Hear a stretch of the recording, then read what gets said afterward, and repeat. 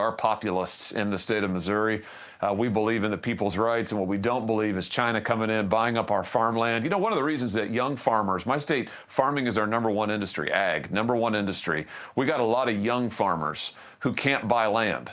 Why can't they buy land? Because Chinese corporations and other shell companies are coming in, buying up all of the land, putting solar panels on it, using it to stage their various attempts at espionage. This is ridiculous. We ought to ban it. No ownership of farmland by Chinese corporations. Steve, I don't want them owning real estate either of any kind.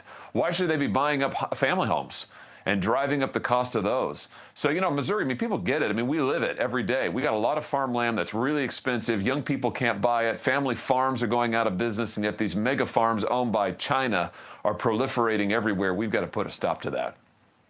What do we need to do? We need to get on that too. Does the Warren Posse need to contact their senators about this aspect of it?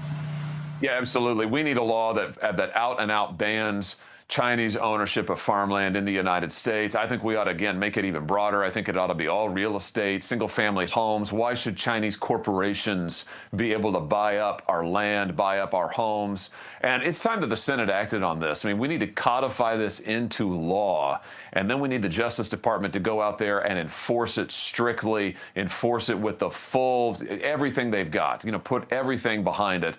That's what we need right now, because this is a huge threat. And it's not just a huge threat for farmers. It's a huge threat for every single American. The national security interests here are just off the charts.